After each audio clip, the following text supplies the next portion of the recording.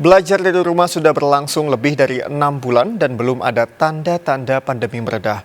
Belajar dari rumah ternyata menimbulkan kesulitan sendiri dan terkadang memicu stres pada anak dan orang tua. Kita melihat dari dekat bagaimana sebuah keluarga menjalani belajar dari rumah bersama Syafinas Nasyar berikut ini.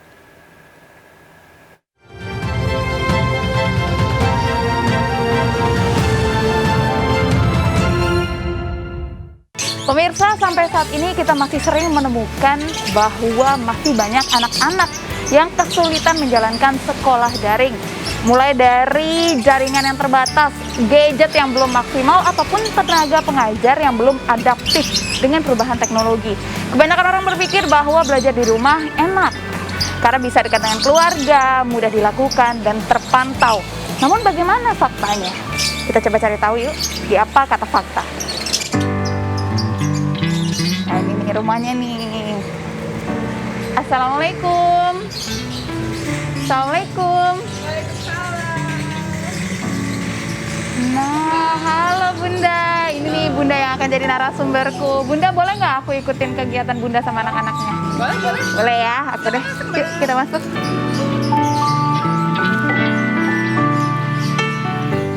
Nah, ini dia. Aku duduk sini deh. Oke. Wah, Bunda lagi belajar ya? Iya. Rame banget nih kalau belajar langsung berempat. Iya gitulah, gimana situasi seperti ini harus begitu. Iya benar. Bunda, ini kenalan dulu dong sama penonton. Bunda namanya siapa? Saya namanya Bunda Meta. Bunda Meta. Anaknya berarti ada berapa nih yang online, belajar online ya? Yang online saat ini 4 yang hadir. 4 yang hadir. Ada berapa lagi yang nggak hadir berarti? Yang di pondok 1, sama yang satu lagi di luar. Satu lagi di luar. Sudah selesai belajar online-nya. Bunda, ini kan semuanya belajar online nih, ngumpul semuanya satu meja. Ini ada yang lagi video call. Kamu lagi ujian ya, lagi ujian. Terus ada anak TK juga. Bunda kesulitan nggak sih ngajarin 4 anak belajar online daring?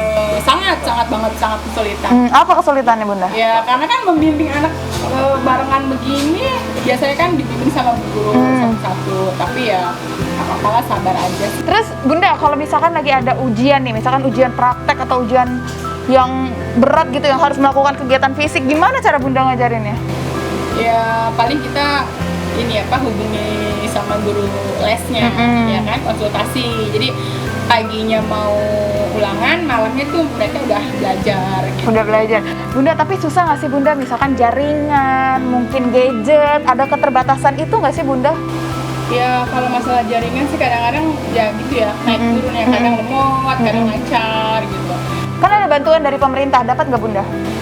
Iya sih, bantuan dari pemerintah dapat, cuma kan kita juga nggak bisa mengandalkan itu. Iya, kan? Karena kan jaringannya juga dia terbatas banget, ada lemot-lemot gitu, karena kan yang pakai juga banyak. Bun, ini kan kalau pemerintah melalui Menteri Pendidikan itu kan memberikan kurikulum darurat. Jadi kurikulumnya jauh lebih mudah nih sekarang untuk PAUD, SD. Bunda ngerasain ada kemudahan itu nggak sih? Apa sebenarnya biasa aja?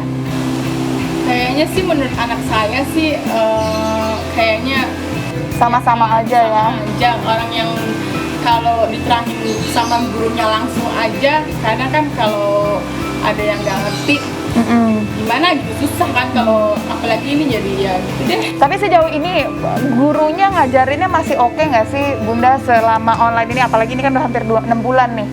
Stamina dan energinya masih ada nggak untuk guru-guru ngajar online? Kalau guru sih mereka tetap semangat, semangat setiap hari ngasih materi gitu. Tapi kan yang pusing anaknya, materi yang satu belum selesai udah dikasih materi lagi, materi yang satu belum selesai jadi numpuk gitu. Jadi ya udahlah, jalanin aja, mau gimana. Iya. Kalau misalkan psikis anak-anak yang di Bunda, ada nggak sih rasa kayak anak-anaknya udah mulai begah, harus di depan komputer? Bahkan kalau misalkan di sekolah kan mereka ada aktivitas fisik, main. Sekarang di rumah nggak ada aktivitas fisik. Kalau dari psikis anak-anaknya, termasuk anak Bunda yang SMA ini gimana? Ya mereka sih udah mulai jenuh ya dengan kondisi seperti ini, udah mulai bosan. Apalagi kan nggak boleh keluar. Jadi biasanya kan kalau dalam keadaan normal kan kalau habis belajar, habis ujian mereka bisa keluar. Tapi Sekarang nggak bisa. Kalau bundanya sendiri mengalami stres juga nggak sih Bunda? Maksudnya Bunda anak 4, 2 di jauh, di pondok juga ada. Bundanya ngerasa apa ya, wah gue juga capek nih pekerjaannya, mana belum lagi pekerjaan rumah, malam masih harus ngurus suami dan segala macam. Gimana Bunda? Ya lelah sih ya, lelah, jenuh. Jadi ya campur jadi satu lah. Biasanya kan kalau stres, capek, keluar ke mall gitu kan. Sekarang nggak bisa, jadi ya kreasi di rumah aja lah. Nah biasanya kreasi apa itu Bunda yang biasa Bunda lakuin sama anak-anak Bunda? Ya, paling kita cari misalkan menu-menu baru nih, mereka mau apa, mereka mau apa, ya udah masak, jadi lebih kreatif di rumah sih. Gitu. Kue, bikin cemilan, bikin apa, masakan. Oke. Itu berarti untuk ngatasin kebosanan anak-anak ya Bunda. Iya, ada kesulitan sekolah daring nggak sih? Iya, kesulitan lumayan, soalnya kan beberapa materi ada yang belum paham juga kan. Terus kadang-kadang deadline juga cepat, gurunya kalau ditanya suka nggak online. Suka nggak online. Iya, Terus Mbak. kalau misalkan bingung, nanyanya sama siapa? Biasanya ke website belajar kayak Ruang Guru, terus ke Google juga pernah. Ke Google jadinya ya, gurunya karena suka nggak online. Ada kerinduan nggak untuk sekolah offline lagi gitu? Iya, pengen lebih nyaman sekolah offline sih, soalnya kan lebih banyak berinteraksi sama teman. Sekarang kan juga udah kelas 12, jadi waktu-waktu sama temennya jadi berkurang. Jadi makin berkurang. Terus untuk ngimbangin apa pelajarannya gimana caranya? Apalagi sekarang lagi UTS. Oh, ya ngimbanginnya palingan, tapi kan ini UTS, jadi nggak tahu sih, gurunya tuh kadang-kadang kasih materi juga, UTS juga, jadi barengan. Oh iya, jadi ada kondisi di mana mungkin kamu sendiri belum mengerti materinya, gurunya juga. Materinya. Karena harus mengejar kurikulum ya. Oke, tapi ada keringanan nggak sih misalkan dari sekolah, misalkan kurikulumnya dikurangin dan segala macamnya? Palingan sih ada beberapa jam kosong doang sih, jam kosong. Oke. Jadi kadang gurunya emang didispensasi kadang-kadang. Jadi nggak terlalu padat ya? Oh oke deh. Tapi nggak ada tugas-tugas yang berbau praktek gitu, ada nggak sih? Palingan video call doang sih. Oh, video call aja ya.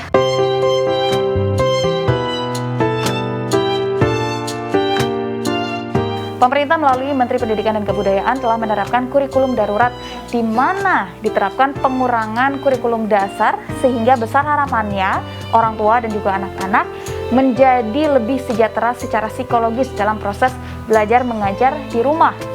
Namun faktanya masih sering sekali ditemukan kesulitan, apalagi anak-anak di rumah cenderung lebih nyaman sehingga proses belajar mengajar yang dilakukan orang tua cenderung lebih sulit dibandingkan jika dilakukan di sekolah.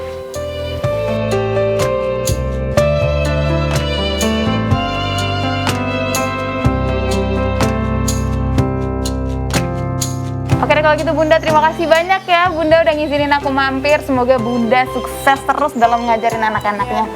Terima kasih. Dadah, dadah dulu dong, dadah dulu. Dadah, dadah. Via, dadah. Terima kasih ya. Assalamualaikum.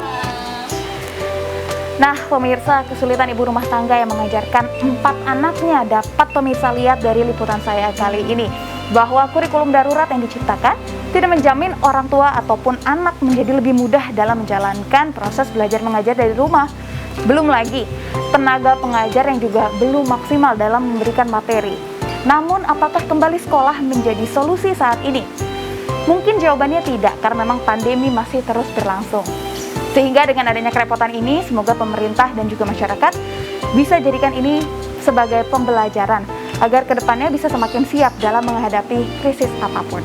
Dari Jakarta, Syafina Sasyar, Dipo Andi Muharram, M. Faisal, iNews melaporkan.